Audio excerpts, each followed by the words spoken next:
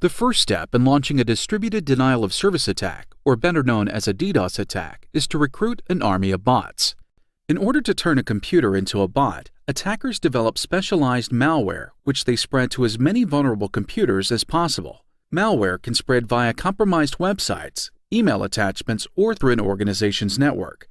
Any users tricked into running such malware will unintentionally turn their computer into a bot and provide an access point for attackers to their computer.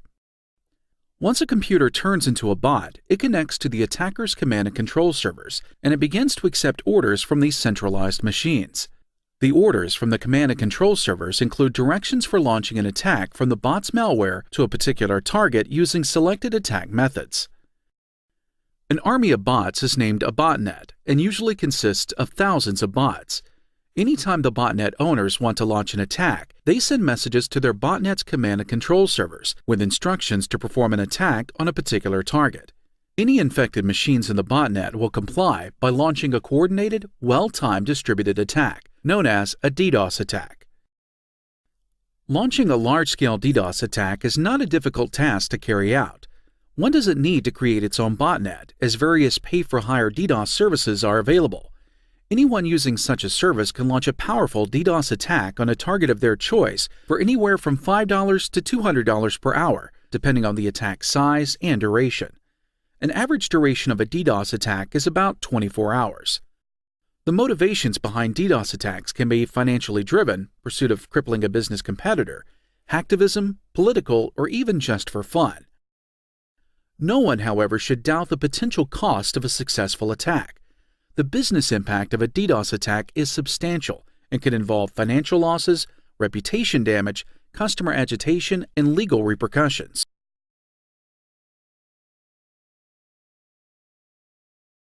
Phishing has become one of the most successful methods cyber attackers use for hacking an organization. It has become so effective because it targets the weakest link: people. Cyber attackers have learned that the easiest way to hack into an organization, infect someone's computer, or gain someone's password is to simply ask. Phishing works by sending an email to millions of people pretending to be something they know or trust, such as a well-known bank, online store, or government organization.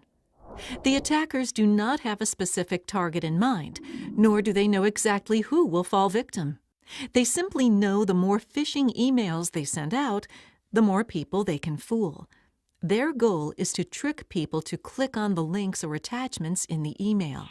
If someone does, the victim's computer will automatically be attacked by a malicious website or infected attachment. If the attack is successful, the attacker gains full control of the victim's computer, to include the ability to harvest all of the victim's keystrokes or all the information on their computer. Spear phishing is a more advanced version of phishing. Instead of randomly targeting millions of people, they target a few specific employees within your organization. The attackers will do extensive research on these targeted individuals, including researching their Facebook, LinkedIn, or Twitter feeds, or any blogs or posts your employees have made in the past. Based on this information, attackers will craft highly targeted phishing emails that your employees will likely fall for. For example, attackers may identify that your organization is working with a specific vendor and create a targeted spear phishing email pretending to be that vendor. Spear phishing emails are not only far more effective, but harder to detect. Once cyber attackers have gained control of an employee's computer, they can then pivot from that computer, a term used to describe how attackers use the infected computer, to internally scan, attack, and infiltrate the rest of your organization. Awareness and training are some of the most effective ways your organization can detect, stop, and respond to these attacks. Phishing assessments are part of that effective training solution. They allow you to recreate the very same phishing emails attackers are using. You send these emails to your employees pretending to be an attacker. Then track who falls victim, who does not fall victim, and who detected and reported the attacks. Not only is this information highly valuable metrics you can act on, But for those who fall victim, you can provide immediate feedback and additional training. Engaging security awareness training, to include phishing assessments, is one of the most effective ways to stop today's most common attacks.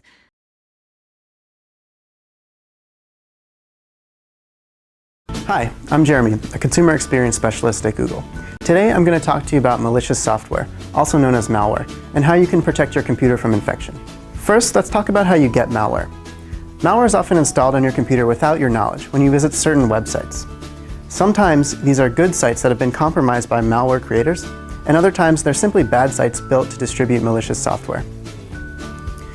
Malware may also be installed when you download a file that appears to be legitimate, but is actually doing things that you didn't want or expect it to do. Malware has been known to do things like delete data on your computer, steal personal information such as credit card numbers and passwords, send spam email, or even attack other networks and computers.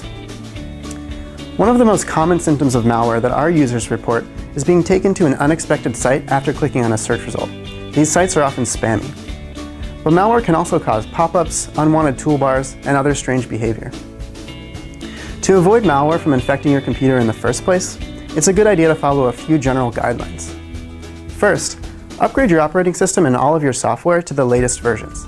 Check for new versions regularly, and if possible, turn on automatic updates. Be careful not to click on links that you don't know the destination of, or download files from a source that you don't trust.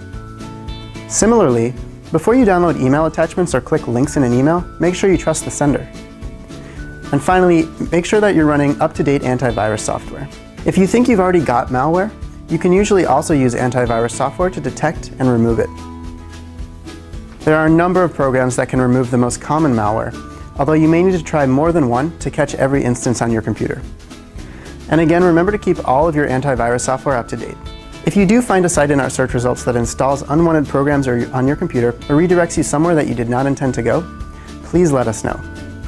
Your report will help us improve the quality of our search results.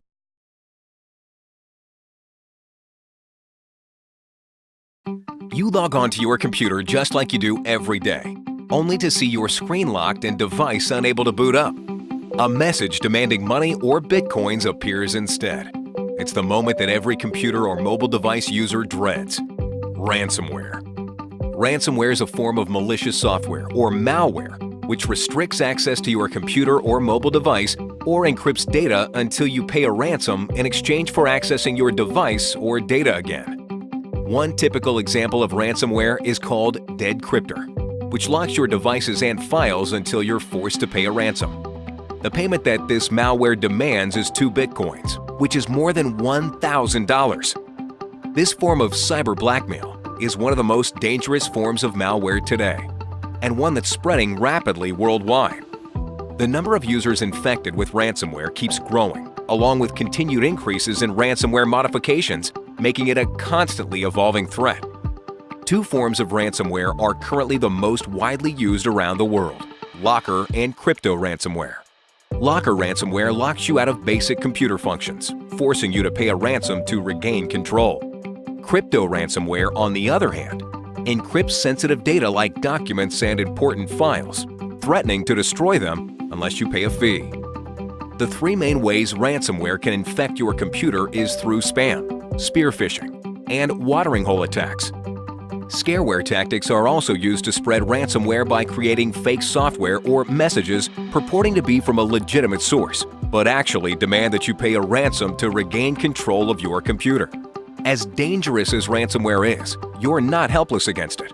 It's important to know how to recognize how ransomware is spread, and the defensive measures you can take to stop it before it becomes a serious problem. Avoid phishing scams that spread ransomware by not opening any suspicious emails or links, and also avoid visiting any suspicious websites that may contain ransomware. Know how to recognize scareware tactics by cybercriminals too. Be sure to back up your computer or mobile device and always use up-to-date internet security software equipped with specific anti-ransomware technologies. Above all, never pay a ransom, as it only emboldens the cybercriminals behind these scams. Ransomware is a serious threat that can affect you and all computer and mobile device users. But by knowing how to avoid it, and by using up-to-date security software, you can stay safe.